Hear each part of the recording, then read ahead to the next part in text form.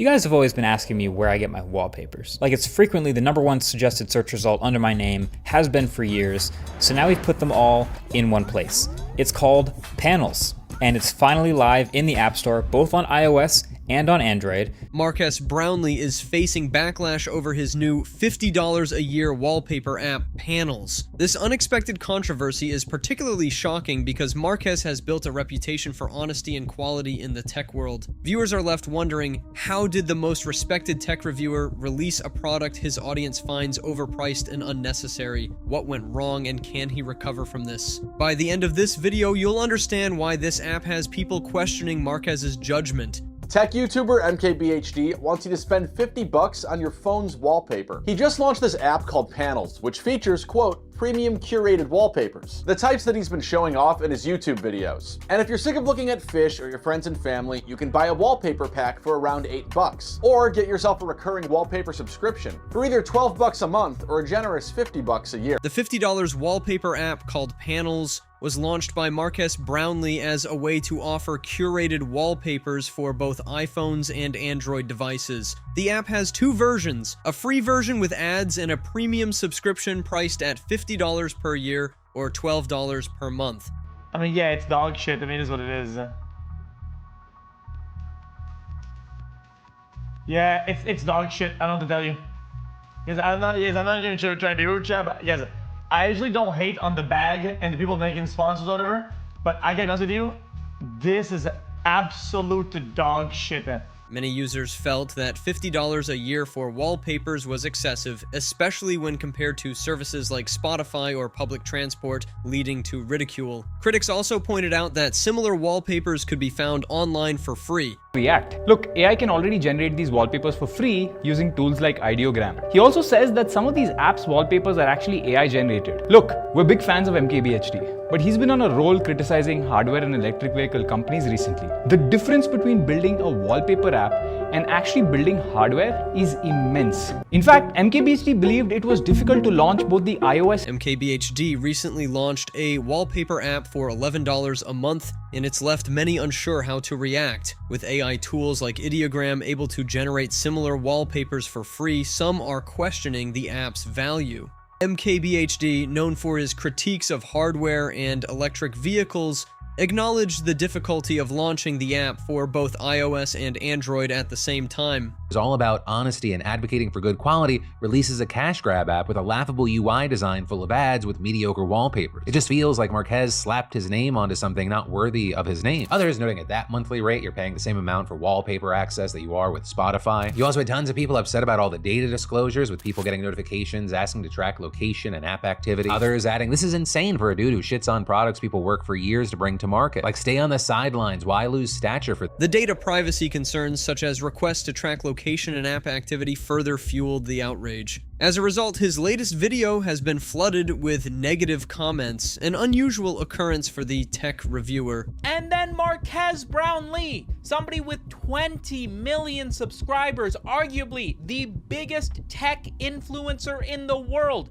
a dude who has torn down companies because of his reviews of them being a bad value for your money, whether it be phones or entire automotive industries, is now trying to sell you wallpapers for $50 a year? It's like you can't even get through a sentence without somebody trying to sell. This reaction is especially surprising given Marques's reputation for calling out overpriced or poor quality products like the infamous Escobar phone or the Fisker electric car. Despite his history of being the voice of the people in tech, many fans felt this app contradicted his usual standards, leading to widespread criticism online.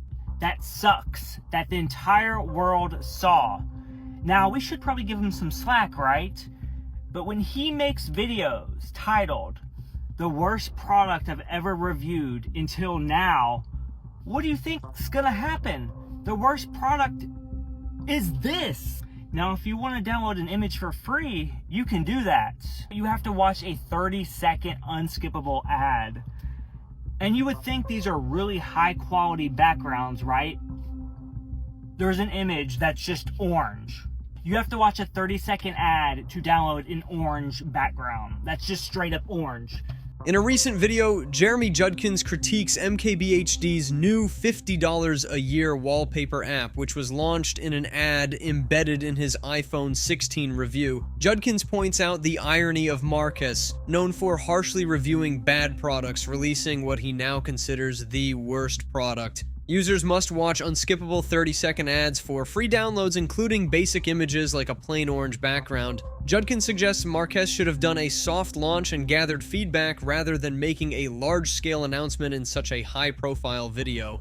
Let's talk about MKBHD's horribly received new app. So Marques Brownlee and his team have released an app on both Android and iOS that serves up wallpaper for your phone at a brisk price of $12 per month or $50 per year if you want the full resolution files of these backgrounds. If you're cool with standard definition, then you can get that for free, so long as you watch ads that require permissions, such as your location, tracking your activity across other apps, and more. Needless to say, the internet was not happy to receive such an app. Marques says that the wallpapers are hand-picked and that this is a very niche market, so they priced it accordingly. While Marques claims that this is a niche market and that profits are shared with the artists, many users are unhappy with the app's intrusive data permissions and ad frequency. In response to the backlash, Marques has promised to address these concerns in future updates, including reducing the ad load.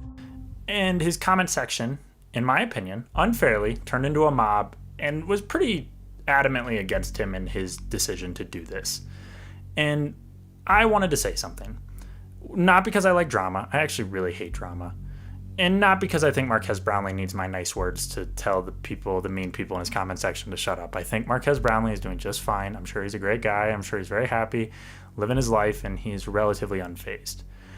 I wanted to say something because there is something I very deeply care about, which is art. And I think this falls into the greater scheme of just a bad situation in the world for artists, and I want to address it. And what's the main crux position that I'm talking about? And it's just a general anti-sentiment towards artists and their pricing of their art. And this is as common as, someone cracking a joke at the $1,000 painting in a coffee shop. And you know what? You might not like the piece, but they put it there because it does eventually sell, because someone does value it as much as they felt the effort and the time was worth. Jonathan Mazar explains that MKBHD's app faced unfair backlash, with people being overly harsh in the comments. He believes this is part of a larger issue where society undervalues artists and their work. Mazar highlights how many artists struggle to price their art, sometimes undervaluing it because of criticism. He defends the $50 per year price for MKBHD's app, noting that it's only about 13 cents a day, which he feels is a fair cost for supporting artists. It's already a lot, and granted, while I know that MKBHD's videos usually tend to attract the richer client, that is still quite a bit. They make a big deal about how it's supposed to be supporting artists, and you can buy individual wallpapers on there to support whoever you like, and that would be fair enough, given how you can whip up pretty much anything you want nowadays with one of the many AI image generators on the market right now. However, it's difficult to make the argument that it's all for the artists